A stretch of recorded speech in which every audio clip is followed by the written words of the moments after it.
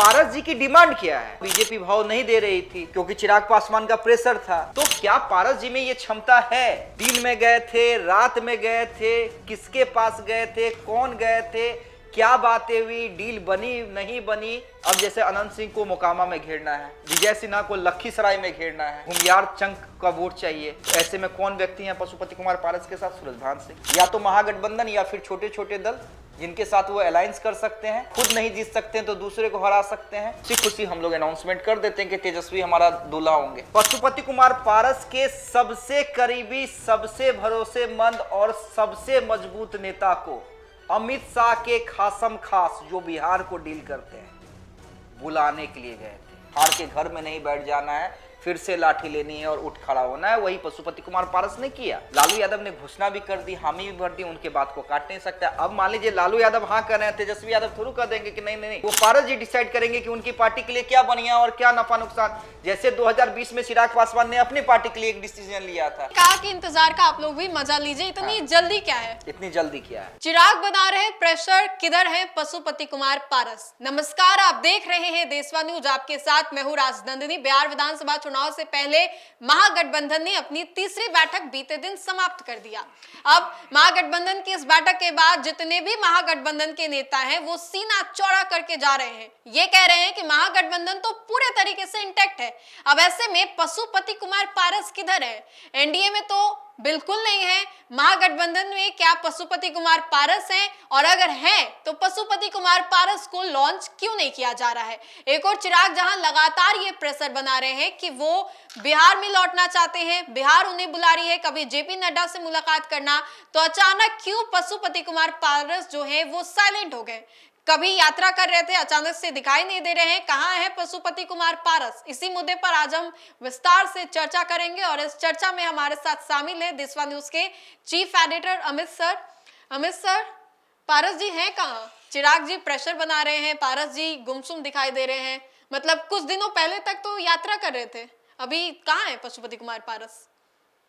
देखिए नन्हे, आपने इस टॉपिक को छेड़ दिया, और अगर आपने छेड़ दिया है तो चलिए दर्शकों को मैं जिस खबर को कुछ दिन के बाद बताना चाह रहा था आज ही बता देता हूं। पशुपति कुमार पारस कहां है वो मैं बाद में बताऊंगा। पशुपति कुमार पारस का क्या होगा, तेजस्वी यादव क्या सोच रहे हैं, लालू यादव उनको लेकर क्या सोच रहे हैं, और पशुपति पारस खुद क्या सोच रहे हैं, ये तीनों चीज मैं बताऊंगा। लेकिन उससे पहले चलिए, मैं सोच रहा था इस खबर को कुछ दिन के बाद ब्रेक करूं, क्योंकि मैं जानता हूं कि उस खबर को जब भी ब्रेक करूंगा मैं ही करूंगा। पशुपति कुमार पारस के एक सबसे करीबी, सब उस पार्टी के सबसे बड़े नेता को बीजेपी के, और न सिर्फ बीजेपी के, अमित शाह के खासम खास ने, जो बिहार को डील करते हैं, नाम नहीं मैं नहीं बताऊंगा, नाम मैं 2-3 दिन के बाद बताऊंगा। मतलब बड़ा खुलासा 2-3 दिन के बाद ही होगा। दर्शक चाहे तो समझ है। हाँ, पशुपति कुमार पारस के सबसे करीबी, सबसे भरोसेमंद और सबसे मजबूत नेता को अमित शाह के खासम खास, जो बिहार को डील करते हैं, बुलाने के लिए गए थे। क्या कर रहे हैं, आ जाइए इधर। अब इससे ज्यादा मैं नहीं बताऊंगा। अब पूरी कहानी क्या हुआ था, दिन में गए थे, रात में गए थे, किसके पास गए थे, कौन गए थे, क्या बातें हुई, डील बनी नहीं बनी, वो मैं बाद में बताऊंगा। चलिए अब आते हैं पशुपति कुमार पारस जी पे। देखिए, बेचैनी है जिस दिन से पशुपति कुमार पारस ने ये घोषणा की है कि हमारी राजनीति अब एनडीए के साथ खत्म होती है। और जाहिर सी बात है कि एनडीए के साथ खत्म होगी तो दो ही रास्ते बचते हैं कि या तो महागठबंधन फर्स्ट ऑप्शन, या अगर महागठबंधन में भाव नहीं मिलता है तो जो छोटे छोटे दल हैं उनके साथ गठबंधन करके चुनाव में जाना। यानी उसमें क्या होगा, आप जीत नहीं सकते हैं, तुक्का से जीत गए तो जीत गए, अगर आप जीत नहीं सकते हैं तो दूसरे को हराने के आप फैक्टर जरूर हो जाते हैं। ना कुछ जीतूंगा ना जीतने दूंगा। लेकिन अभी चुनाव होने वाला है, सक्रिय नेता वो रहे हैं, अभी क्या उनका मूवमेंट है? नहीं देखिए नन्नी, जैसा कि मैं कह रहा था कि देखिए, जिस दिन से पशुपति कुमार पारस ने ये ऐलान किया है कि वो एनडीए का हिस्सा नहीं है, और देखिए एनडीए का हिस्सा तो कई दिनों से नहीं थे, ये उनको भी पता है, और बीजेपी भाव नहीं दे रही थी क्योंकि चिराग पासवान का प्रेशर था। तो ऐसे में उनको डिसीजन लेना था और उन्होंने मेहनत भी की है। देखिए इस उम्र में जिस हिसाब से पशुपति कुमार पारस घूमे हैं, अगर पहले घूम जाते, अगर वो पहले घूम जाते, उनकी पार्टी पहले से मेहनत करते रहती तो बात दूसरी थी, लेकिन लेट से ही सही जगह जरूर। और इस उम्र में उन्होंने मेहनत की। फिर से एक बार नहीं होता है कि अगर व्यक्ति हार गया तो हार के घर में नहीं बैठ जाना है, फिर से लाठी लेनी है और उठ खड़ा होना है। वही पशुपति कुमार पारस ने किया। और उसके बाद पटना के बापू सभागार में एक सम्मेलन बुला के, जिसमें अच्छी खासी भीड़ थी, उसमें उन्होंने घोषणा की एनडीए के साथ अब हम नहीं है, ऑफिशियल अनाउंसमेंट किया। और आगे की राजनीति, तो आगे की राजनीति क्या ने, या तो महागठबंधन या फिर छोटे छोटे दल जिनके साथ वो अलायंस कर सकते हैं और खुद नहीं जीत सकते हैं तो दूसरे को हरा सकते हैं। और हरा कैसे सकते हैं, तो टारगेट करके कि यहां हमें चुनाव लड़ना है, हमें यहां नहीं लड़ना है। लेकिन देखिए तेजस्वी यादव भी नन्ही, तेजस्वी यादव, आपने एक चीज पूछा था कि महागठबंधन की 3 बैठक हुई, लेकिन पारस जी को लॉन्च कब किया जाएगा, और सवाल यह भी है कि पारस जी को लॉन्च किया जाएगा या नहीं किया जाएगा। तो अब इसमें देखिए 2-3 सवाल है। मैं बार बार कहता हूं कि लालू यादव ने जुबान दे दी है कि आप हमारे साथ हैं, ऑन रिकॉर्ड, बेफिक्र रहिए। ऑन रिकॉर्ड मीडिया में लालू प्रसाद यादव का बयान।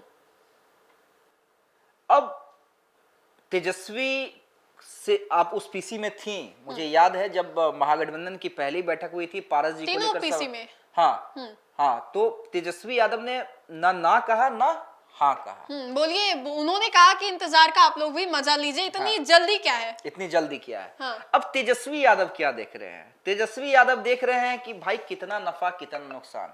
लालू यादव ने घोषणा भी कर दी, हामी भी भर दी, उनके बात को काट नहीं सकता। अब मान लीजिए लालू यादव हाँ कर रहे हैं, तेजस्वी यादव थोड़ा कर देंगे कि नहीं नहीं नहीं हमारे साथ गलत मैसेज जाएगा। हाँ। ऐसे ही जदयू घेरते रहती है तेजस्वी को, हाँ, तो कि पोस्टर से लालू जी को गायब कर दिया, तो लालू जी के बातों को नहीं मानते हैं तेजस्वी। एग्जैक्टली। तो अब तेजस्वी ये कैलकुलेट करेंगे, एक तो खुद कांग्रेस है, वीआईपी है, लेफ्ट पार्टियां हैं ऑलरेडी, वहां भी जिस तरह से एनडीए में सीटों की डिमांड है, उस तरह महागठबंधन में भी सीटों की डिमांड है। तेजस्वी यादव पोस्टर में चेहरा जरूर, पोस्टर उन्हीं का है, चेहरा, मैं बार बार कहता हूं चेहरा। और मुझे याद है कि अब जो कल ये लोग, कल परसों ये लोग चर्चा कर रहे थे मीडिया वाले या पॉलिटिकल पंडित कि पोस्टर लगा यानी तेजस्वी चेहरा। नन्ही, हम आप कई बार डिस्कशन कर चुके हैं कि तेजस्वी यादव के अलावा महागठबंधन का कोई चेहरा हो ही नहीं सकता है। ये जो चेहरे सीएम फेस नहीं घोषित किया जा रहा है, उसके पीछे सिर्फ एक लॉजिक है कि महागठबंधन के बाकी दल भी ये चाहते हैं कि फर्स्ट सीट का आप बंटवारा कीजिए, कौन कहां से चुनाव लड़ेगा ये बता दीजिए, उसके बाद खुशी खुशी हम लोग अनाउंसमेंट कर देते हैं कि तेजस्वी हमारा दूल्हा होंगे, यानी सीएम फेस। तो ये चीजें हैं। तो तेजस्वी ये कैलकुलेट कर रहे हैं कि भैया ऑलरेडी इधर भी कांग्रेस को हमें सीटें देनी है, वीआईपी को सीट देनी है और लेफ्ट पार्टियों को सीट देनी है। तो पारस जी की डिमांड क्या है, देखिए मामला डिमांड पे फंस रहा है। एक और जगह मामला फंस रहा है, वो मैं बाद में बताऊंगा, लेकिन मेन मामला डिमांड पे फंस रहा है। और इसीलिए जो तेजस्वी का नाम है कांग्रेस घोषित नहीं कर रही है। हाँ, तेजस्वी मतलब घोड़े पे बैठे हुए और बारात ही नहीं है, बारात भी है। कहाँ कांग्रेस तो है ही नहीं, कांग्रेस कहाँ सहमति जता रही है, बस वीआईपी हाँ में हाँ कर रही है। नहीं, हम बताते हैं ना, देखिए एक होता है ना कि एगो, अब जब शादी की आप बात कीजिएगा तो सूट बूट पहन के सब तैयार रहता है, फूफा जी मौसा जी सब तैयार रहते हैं, लेकिन कभी कभी कोई नाराज हो जाता है कि नहीं हम घरे में बैठ जाएंगे, बाराती में नहीं जाए। हाँ, फूफा जी, हाँ, जब तक हमें मनाया नहीं जाएगा। हाँ, वो कांग्रेस बनी हुई है। हाँ, नाराज फूफा। हाँ, तो बारात है, बारात तैयार है जाने को, तो अब तेजस्वी मना लेना। मैं तो कह रहा हूँ जिस दिन कांग्रेस को मुंह मांगी सीट दे देंगे, उसी दिन सबसे आगे फूफा जी हो जाएंगे। हाँ, कि चलिए अब हमें तेजस्वी यादव को सीएम बनाना है। तो बाराती है, घोड़ी भी तैयार है, तेजस्वी यादव चढ़ नहीं पा रहे हैं, चढ़ नहीं पा रहे। पारस जी, हाँ, पारस जी पे आते हैं। तो तेजस्वी, पारस जी की डिमांड ज्यादा है, पारस जी की जो कैलकुलेशन है ना वो ज्यादा डिमांड। और कई जगह वो जा रहे थे तो घोषणा भी कर दे रहे थे कि यहां से मैं अपने कैंडिडेट को जरूर चुनाव लड़वाऊंगा।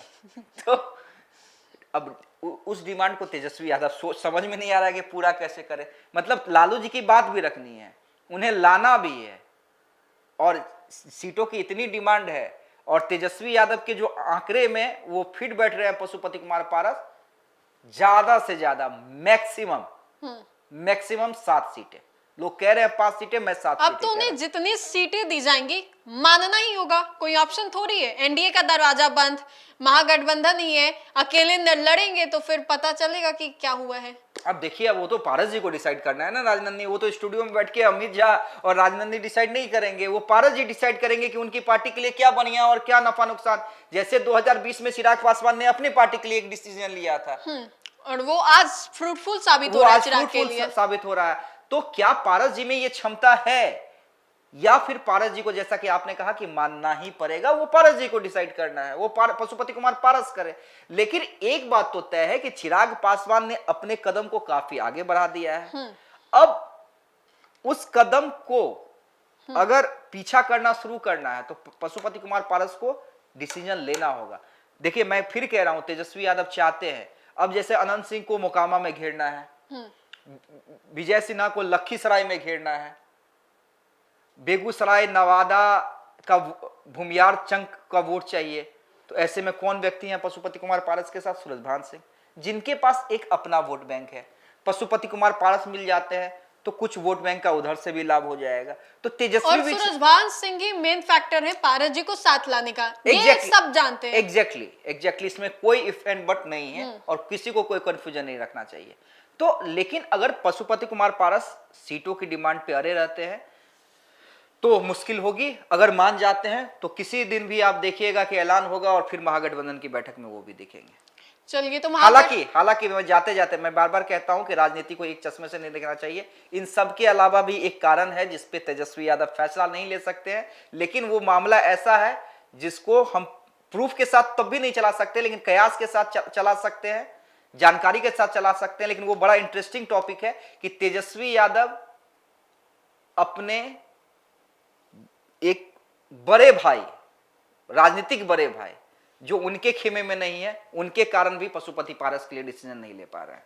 चलिए, तो पशुपति कुमार पारस कब होंगे महागठबंधन में लॉन्च, और इसके साथ कई अन्य राजनीतिक विषयों पर हमने चर्चा की। तो फिलहाल के लिए इस खबर में इतना ही। अगर आपको हमारा ये वीडियो अच्छा लगे तो लाइक करें, हमारे चैनल को सब्सक्राइब करें। बहुत बहुत शुक्रिया।